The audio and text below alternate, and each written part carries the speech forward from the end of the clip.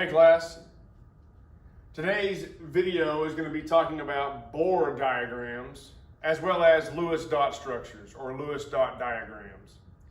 This is a key component of the electron configuration unit, so I want you to be able to understand in this virtual world we're in a little bit better than just me telling you on a video. Obviously, Bohr diagrams, founded by Niels Bohr. We talked about him in the History of the Atom chapter. And they're simple. It's just going to show the nucleus with the surrounding electrons. So first up it says beryllium with the atomic number 4. Atomic number 4 meaning 4 protons. And the number of N, standing for neutrons, is 5. So the easiest way to do this, especially if you get into higher elements, is just to write down the number of the nucleons. So in this case, in the center, we're going to put P plus,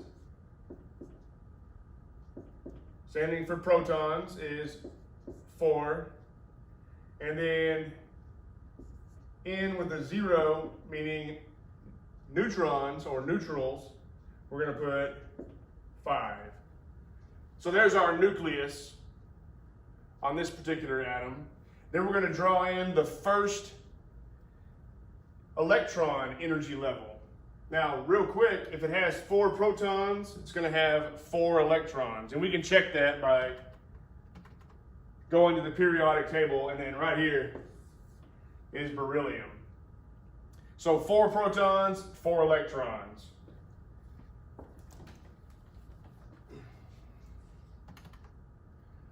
So in the first energy level, the first shell, we can only hold 2. So we're going to draw our energy level, and then we're going to put our 2 electrons in that level. Now we have to move to energy level 2. So draw the second energy level. And then we're going to have 2 more. So we're going to go top and bottom in that second energy level.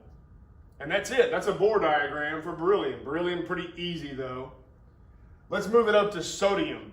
Sodium's atomic number is 11. It's got 12 neutrons. So I'm going to make it a little smaller. We're going to need more rings. So protons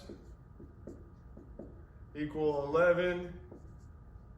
Neutrons is 12. And then I'm automatically going to draw that first shell, because if you look, sodium is an alkali metal way over there on the left hand side. So we've got 1, 2. Draw our second energy level. Now when you put these electrons in, if you remember the electron configuration video, he tells you the certain order to do it. In this case, we're going to have a full shell, so it doesn't matter as much. But we've got top, bottom, left, right, and then we're going to pair going clockwise. So that's 2, 4, 6, 8, plus our 2 in the center is 10. We need 1 more, which, if you think back, alkali metals only have 1 valence electron, so that makes sense. That's good. Now let's move up a little bit and try a little more complex.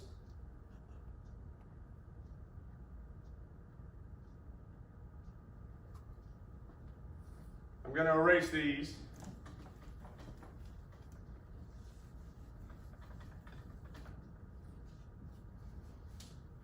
Sulfur, atomic number 16, number of neutrons 16. So protons 16, neutrons 16, and then first energy level. 2 down, draw the next one. Top, bottom, and then 1, 2, 3, 4. Now we've got 8 and 2. That's 10. We need one more energy level.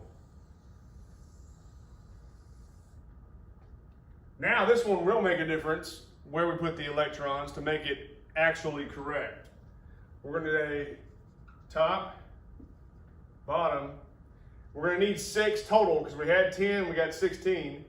1, 2, 3, 4, and now we need 2 more.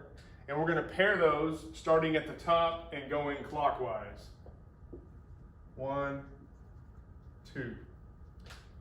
So now we've got 2 on the inside, 8 on the second is 10, 12, 14, 15, 16.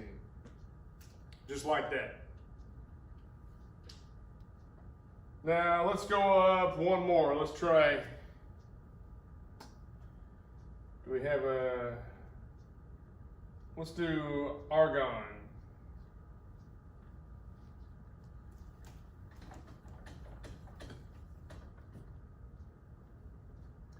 Argon's atomic number is 18, number of neutrons 22. P plus 18, neutrons 22.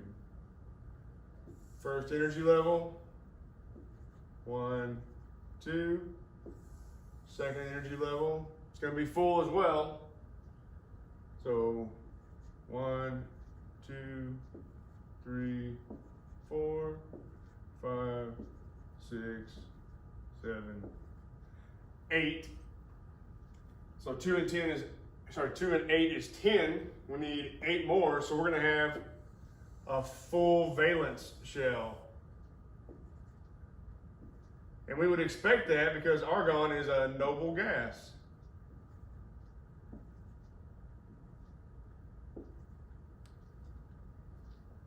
And that does it. That's pretty easy for Bohr structures. Write your protons, write your neutrons, unless you really want to get fancy and draw the circles, but I'm not artistic, so I do it the easy way. And then draw in your electrons. Next up on this worksheet is Lewis dot structures, and they're even easier than Bohr diagrams. So let's move to that second part of this worksheet.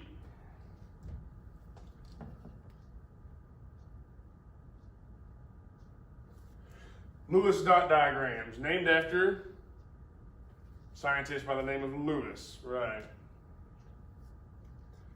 The only thing you have to do on Lewis dot diagrams is write the element symbol and then the number of valence electrons.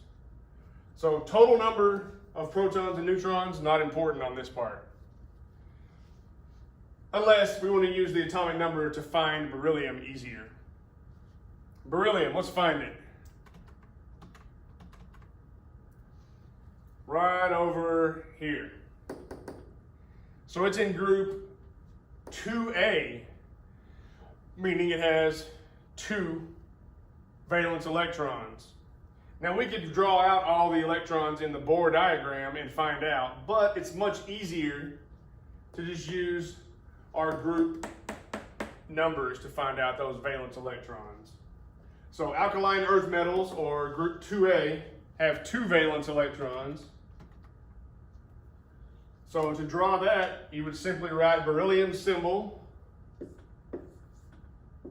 Be, and then the 2 electrons, 1, 2. And we're still following that same pattern, up, down, left, right, and then clockwise, starting with the top. Sodium. Sodium was in family 1, way down here. So it's got 1 valence electron. So it's pretty simple. Sodium symbol is Na, Na, and then 1 electron in the valence shell. Let's try sulfur. Sulfur is way over here in group 6A. So we're going to have 6 valence electrons for sulfur. And sulfur's symbol was S. Now this one, be careful as to how you put the electrons, because it'll technically be wrong if you're just throwing them out everywhere. So we got up, down, left, right. That's 4. We need 2 more. Start with the top and go clockwise. 5, 6. Okay, let's step it up. Let's go to fluorine. Find fluorine over here in group 7A, or the halogens. It's going to have 7 valence electrons. So come back. Fluorine symbol is F. And then draw in your 7 valence electrons. 1, 2, 3, 4, 5, 6, 7. Up, down, left, right. 5, 6, 7. Clockwise, starting at the top. I hope this makes sense. It's not too difficult of a concept, but you will need to know how to identify these and visualize them for our upcoming quiz over atomic electrons and electron configurations.